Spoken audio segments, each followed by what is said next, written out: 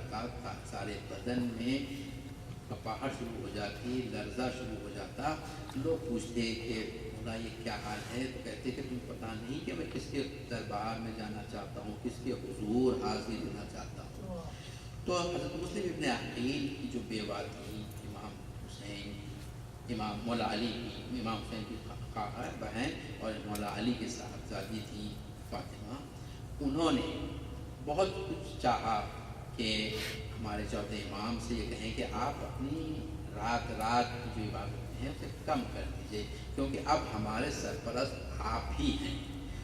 مگر امام پر کوئی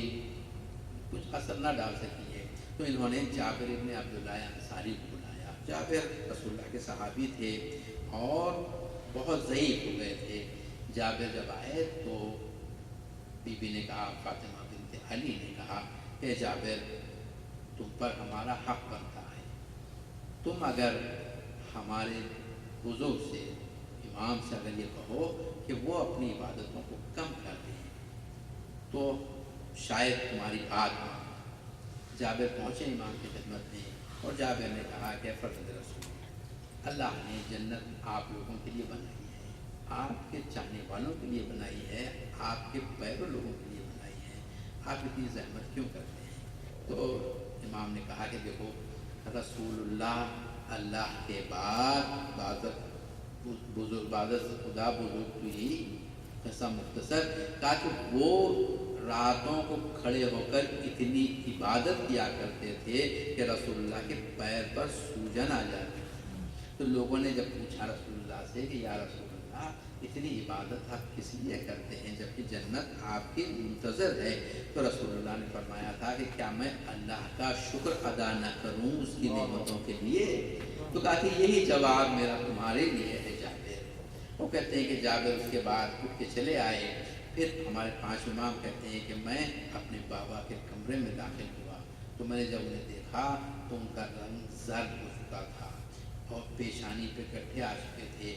آنکھوں پر رونے سے آنکھوں کی دونوں طرف زخم آ چکے تھے. اور میں جب دیکھا تو مجھے بھی رونا آیا. میں اپنے پر ضبط کر کے بیٹھا رہا. کچھ دیر بعد بابا میری طرف متوجہ ہوئے، امام محمد باقر صاحب بابا متوجہ ہوئے اور اس کے بعد کہا کہ بیٹے وہ کتاب دو جس میں امیر المومنین کی عبادت کا تذکرہ لکھا ہے. وہ کہتے ہیں کہ میں نے وہ کتاب لا کر اپنے بابا کی خدمت میں دی. تو چوتھے امام نے کتاب کھولی، دیکھا اور اس کے بعد بند کرتے ہوئے فرمایا کہ کس میں اتنی طاقت ہے کہ مولا علی جیسی عبادت کر سکے؟ یہ سید الساجدین ہیں، یہ زین العابدین ہیں، یہ مولا علی کی عبادت کو دیکھ کے یہ فرما رہے ہیں کہ کس میں اتنی طاقت ہے کہ مولا علی کی طرح عبادت کر سکے. درود پہ محمد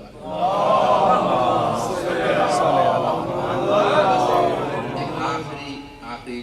بات آپ کی خدمت پیش کروں. چوتھے امام 5ویں امام فرماتے ہیں کہ میرے بابا نے مجھے نصیحت اور کہا کہ بیٹے 5 قسم کے لوگوں سے نہ دوستی رکھو، نہ ان کی محفلوں میں جاؤ، ان کے ساتھ اٹھنا بیٹھنا ہو، نہ ان سے گفتگو کرو. امام فرماتے ہیں 5ویں امام. میں نے کہا کہ بابا فرمائیے کون ہیں؟ کہا کہ پہلا گروہ یہ ہے فاسد، وہ جو گناہ کرتے ہیں، فاسد لوگ جو گناہ کرتے ہیں اور شرم بھی محسوس نہیں کرتے. کہا کہ ان کے ساتھ، کہا کہ وجہ یہ ہے کہ یہ ایک وقت کی غذا کے لیے، ایک وقت کے کھانے کے لیے تمہیں بیچ دیں گے، بلکہ فرمایا کہ وہ ایک لقمے کے لیے تمہیں بیچ دیں گے. بیچ دینے کا مطلب یہ نہیں، بیچ دینے کا مطلب یہ نہیں کہ بیچنے کا مطلب یہ کہ وہ شخص جو چاہتا ہے اسے خوش کرنے کے لیے تمہارے خلاف ہر چیز کہیں گے تاکہ اسے ایک لقمہ کھانے کو مل جائے. کہا کہ بلکہ ایک لقمے سے کم کے لیے تمہیں بیچ دیں گے. کہا کہ ایک لقمے سے کم کیا ہوتا ہے؟ کہا کہ لقمے کی امید میں، لقمے کی امید میں تمہیں بیچ دیں گے. درود پہ محمد علیہ. فاسد لوگوں سے دوستی نہ رکھو، ان کے ساتھ اٹھنا بیٹھنا نہ ہو، ان کے ساتھ گفتگو نہ ہو. اس کے کے بعد فرمایا کہ دوسرا گروہ بخیل شخص ہے، کنجوس آدمی، اسٹنجی، تاکہ اس کے ساتھ دوستی نہ رکھو، اس لیے کہ وہ جب تمہیں شدید ضرورت ہو اس کی مدد کی تو وہ تمہیں چھوڑ دے گا، جس وقت تمہیں کسی چیز کی ضرورت ہو۔ بخیل صرف پیسے کے لیے نہیں ہوتا، بخیل کبھی تمہیں ڈرائیو کی ضرورت ہو، تمہیں ڈرائیو دینے سے کوئی بہانہ بنا دے، تمہیں اس کے وقت کی ضرورت ہو، کچھ دیر ساتھ اس میں بیٹھنا چاہیں، بہانہ بنا کے نکل جائے، تاکہ بخیل شخص سے دوستی نہ رکھو، کیونکہ جب تمہیں شدید ضرورت ہوگی وہ اسی لمحے تمہیں چھوڑ دے گا۔ اور اس کے بعد کہا کہ تیسرا گروہ وہ جھوٹے شخص سے دوستی نہ رکھو، کیونکہ وہ تمہیں دور کی چیز کو نزدیک بتائے گا، نزدیک کی چیز کو تم سے دور کر دے گا۔ یعنی یہ کہ جو تمہارا دوست ہے قریبی، اس کے تعلق سے کچھ ایسا کہے گا تم سے دور کروا دے گا، اور وہ جو دشمن ہے تمہارا اسے نزدیک کر۔ جھوٹ معمولی بات نہیں ہے، کہا کہ جھوٹ کا فرمایا کہ وہ تم سے نزدیک کی چیز کو دور کر دے گا، دور کی چیز کو نزدیک کر دے گا۔ اور اس کے بعد فرمایا کہ چوتھا گروہ وہ ہے، کہا کہ بیوقوف شخص، احمق شخص سے دوستی نہ کرنا، کیونکہ وہ نادان ہے، تمہیں فائدہ پہنچانے کی خاطر کام کرے گا مگر وہ تمہیں نقصان پہنچائے گا، کیونکہ اس کے پاس عقل نہیں ہے، وہ احمق ہے۔ اور اس کے بعد پانچواں فرمایا کہ وہ شخص جس نے قطع رحم کیا ہو، جس نے اپنے رشتہ داروں سے، اپنے اچھے رشتہ داروں سے، اپنے نیک رشتہ داروں سے اس نے روابط اپنے کاٹ لیے ہیں، قطع کر لیے ہیں۔ کہا فرمایا امام نے اس لیے کہ اللہ تعالیٰ نے قرآن میں 3 مقامات پر اسے ملعون کہا ہے، تو یہ امام نے یہ نصیحت فرمائی۔ بس میرا وقت بھی تمام ہوا، میں دعا کرتا ہوں کہ پروردگار تجھے واسطہ ان رحمت کے دروں کا، جسے تو نے ساری بشریت کی ہدایت کے لیے بھیجا، اور جن لوگوں نے ان کی معرفت حاصل کی وہ ان کی ہدایت کے لیے تیار ہو گئے، پروردگار ہماری معرفت میں اضافہ فرما،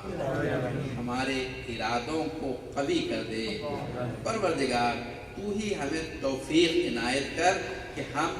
ان سے ہدایت حاصل کر، پروردگار جیسی یہ ہستیاں ہیں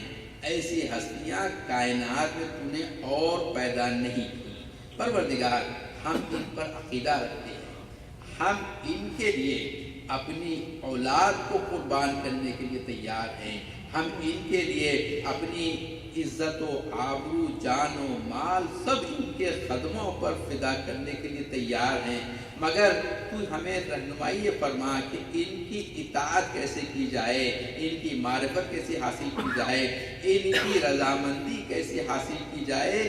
یہ توفیق تو ہم پر الہام کر دے، ہمارے دل میں ڈال دے، ہمارے عزم کو محکم کر دے کہ پروردگار ہم ان کی صحیح طور پر پیروی کر سکیں، ایسی پیروی کہ ہم نہ کہیں کہ یہ ان کے چاہنے والے ہیں، وہ کہیں کہ یہ ہمارا چاہنے والا ہے، پروردگار مقامات مقدسہ کی حفاظت کرنا، پروردگار علماء اسلام کی حفاظت کرنا، پروردگار جہاں جہاں پر بھی مسلمان کو قتل کر رہا ہے، خون بہا رہا ہے، پروردگار انہیں عقل دے، انہیں توفیق دے، انہیں سمجھا دے، پروردگار ان کی بات ہی سمجھ میں آ جائے کہ یہ صرف دشمنوں کی